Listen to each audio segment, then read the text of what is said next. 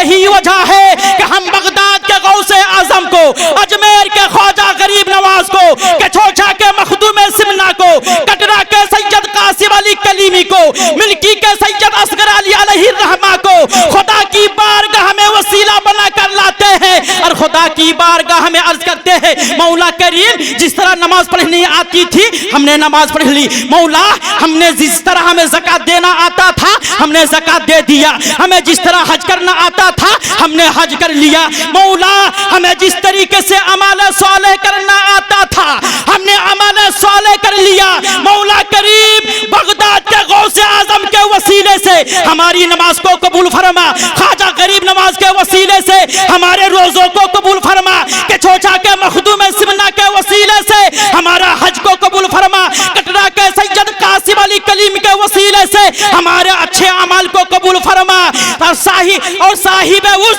हजरत सैयद असगर अली अलैहि रहमा के वसीले से हमने जो शराब पीना छोड़ दिया है इसे तू कबूल फरमा ले। जब एक बंदा मोमिन अल्लाह की बारगाह में अल्लाह के वलियों को वसीला बनाकर जब दुआ करते हैं तो अल्लाह तबारक व तआला ऐसे लोगों की दुआओं को कबूल फरमा लेता है। नारे तकबीर, नारे रिसालत, औलिया इकराम, नारे तकबीर, नारे ऐसे लोगों की दुआओं को कबूल फरमा लेता है। आज कुछ लोग कहते हैं कि पीरों को मानना जरूरी नहीं है, कुछ बदअकीदे कहते हैं कि सिर्फ अल्लाह को मानो पीरों को ना माने, यानी औलिया अल्लाह को ना मानो। हजरात ये कहते हैं कि वलियों को मानने से कोई फायदा नहीं है। आओ मैं आपको बता दूं अल्लाह के वलियों को मानने से आपको फायदा होगा कि नहीं होगा। हजरात जानते हो जब इंसान जब नज़ा की हालत में होता है तो उस वक्त शैतान पूरी कोशिश करता है कि इसके ईमान को ज़ाई किया जाए। क्यों जानते हो? शैतान जानता है कि अगर अभी वो ईमान से फिर गया तो फिर दो बार वो वापस नहीं होगा। चुनांचे अपने वक्त के जितने भी मुहक्किक हो, मुफ्ती हो, मुफस्सिर हो, जब वो नज़ा की हालत में होते हैं तो वो शैतान आता है, उसके ईमान को तबाह बर्बाद करने की कोशिश करता है। मिल्की के नौजवानों तवज्जो से सुनना, ईमान ताजा हो जाएगा।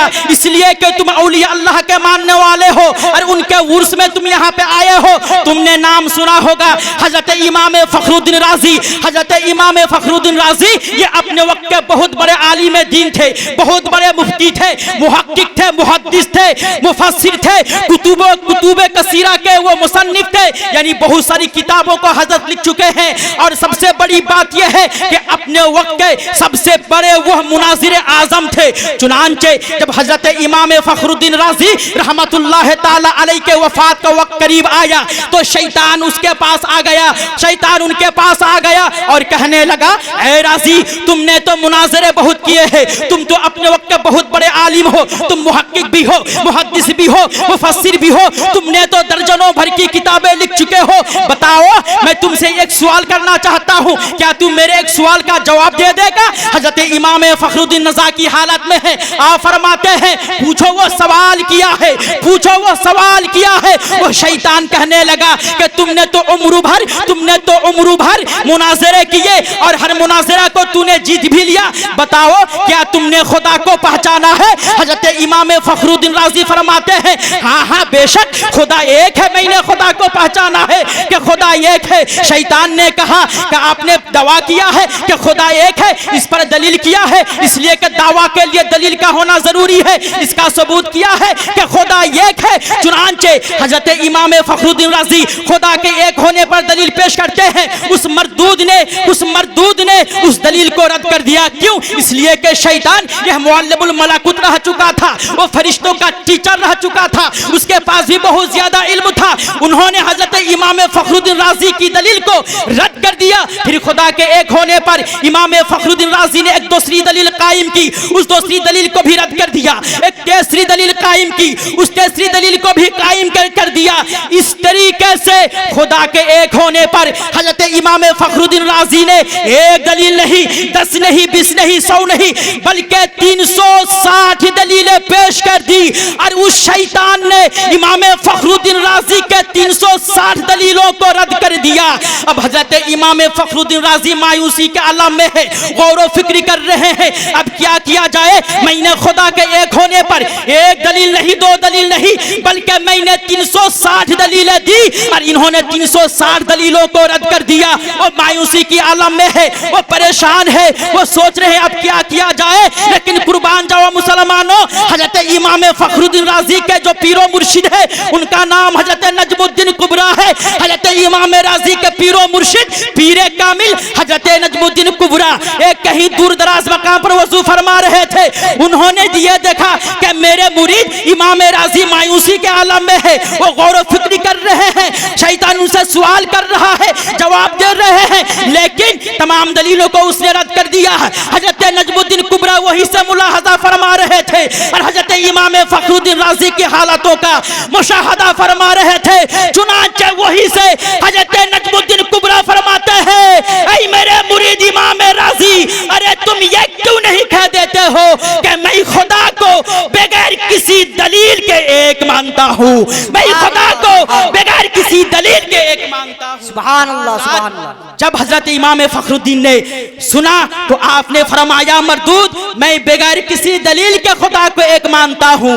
क्या समझा आपने इससे ये समझ में आया कि हजरत इमाम फखरुद्दीन राजी के ईमान को ज़ाय करना चाहा शैतान ने, लेकिन उनके पीरो मुर्शिद हजरत नजमुद्दीन कुबरा ने उनके ईमान को और उनके तकवे को बचा लिया, उनके ईमान और तकवे की हिफाजत फरमा लिया।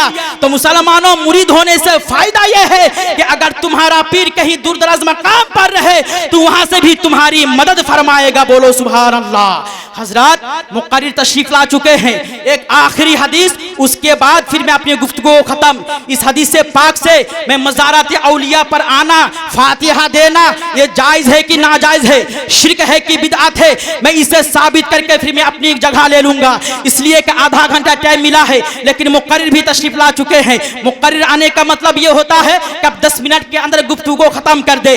हजरत आइए मैं आपको एक बता दूं, हदीस पाक में आया है, हदीस पाक में आया है और मज़ारात औलिया पर और फातिहा पढ़ने के सिलसिले में, उर्स के सिलसिले में बुखारी में, तिरमिजी में, सुनाने अबू दाऊद में, इब्ने माजा में हदीस पाक मौजूद है। मैं एक किताब से मैं हवाला, एक किताब का मैं हवाला देता हूँ, जिस किताब का नाम है जामे उत तिरमिजी। ये सियाह सित्ता की किताब है, जामे उत तिरमिजी। हजरत इस तिरमिजी शरीफ में एक हदीस पाक है, जिस हदीस पाक के रावी हजरत अबू हुरैरा रदियल्लाहु ताला अन्हु है।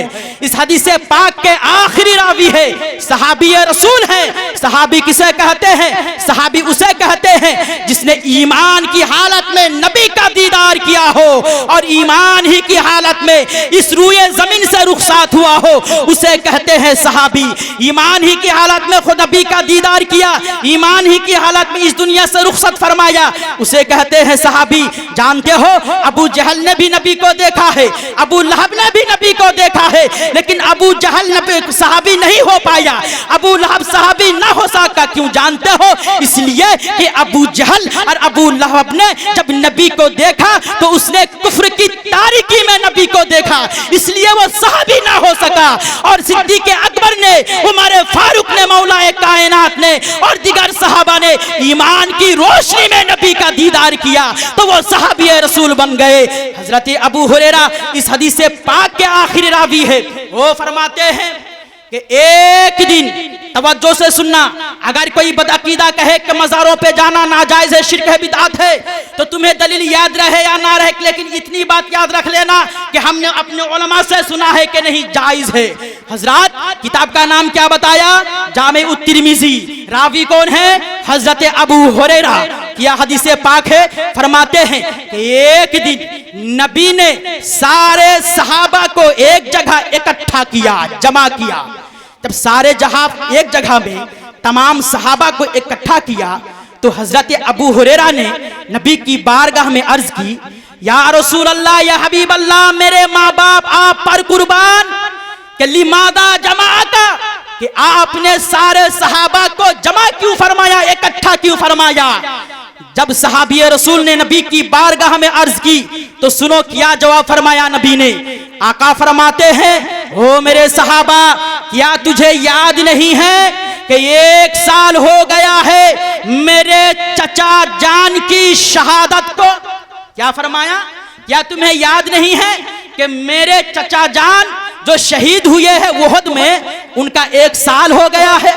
फिर सहाबी अर्ज करते हैं, या रसूल अल्लाह या हबीब अल्लाह, 1 साल हो गया तो क्या करना होगा।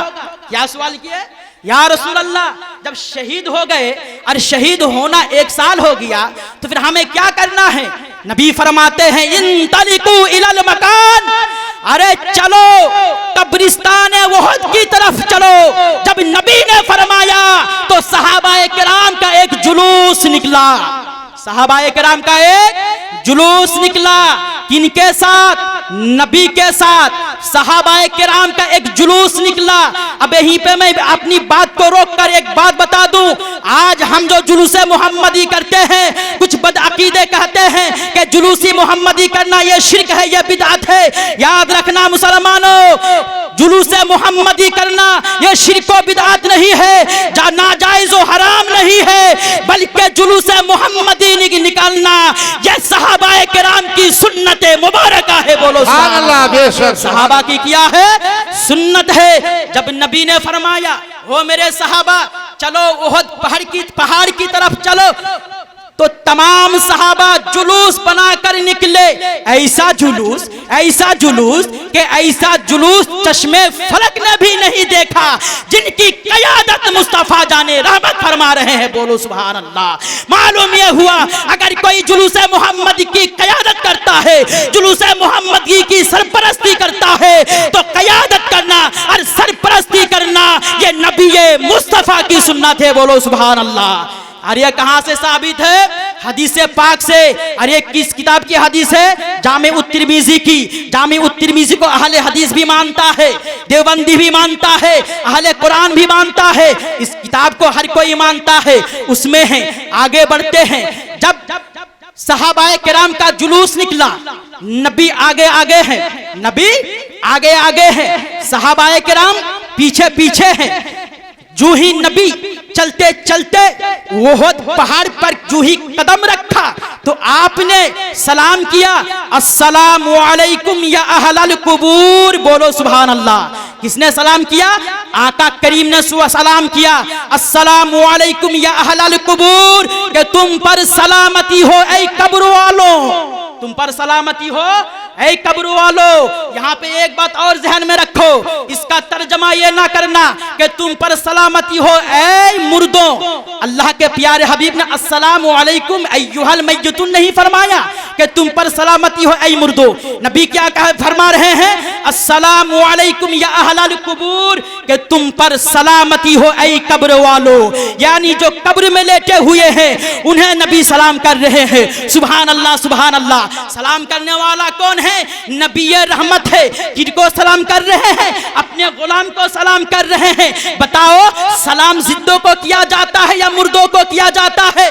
आपका यही जवाब होगा, सलाम मुर्दों को नहीं किया जाता, जिंदों को किया जाता है। तो नबी उहद पहाड़ पे गए, यानी उहद के कब्रिस्तान में गए, जाने के बाद आपने सलाम किया, अस्सलामु अलैकुम या अहलल कुबूर। जब नबी ने सलाम किया, अपने गुलामों को, उनके गुलाम सलाम सुन भी रहे हैं, जवाब भी दे रहे हैं। वो एक अलग बात है कि हम सुन नहीं पा रहे हैं। क्या समझा आपने, समझ में आया कि नबी का कब्र वालों को सलाम करना, फिर कब्र वालों को जवाब देना, इस बात की दलील है कि कब्र में नबी के गुलाम जिंदा है। अब बात को कैच करो, जब कब्र में नबी का गुलाम जिंदा है तो हमारे नबी तो बदरजा औला रौज़ाए मुबारका में जिंदा है, और वहीं से हमें देख रहे हैं, हमारी हालतों का मुशाहदा फरमा रहे हैं। बोलो सुभान। नारे तकबीर, नारे रिसालत, नारे हैदरी। इरशाद बहुत तेजी के साथ खत्म कर रहा हूं हदीस पाक। जब नबी ने सलाम किया, मालूम यह हुआ कि कब्र में जो मज़ारों पे जो औलिया किराम आराम फरमा है वह मुर्दा नहीं है बल्कि जिंदा है। हम उर्स कर रहे हैं, सैयद असगर अली रहमा हमें देख रहे हैं। एक आखिरी बात और बता दूं, बताओ सलाम कौन कर रहे हैं? नबी कर रहे हैं। किनको सलाम कर रहे हैं? अपने गुलामों को सलाम कर रहे हैं।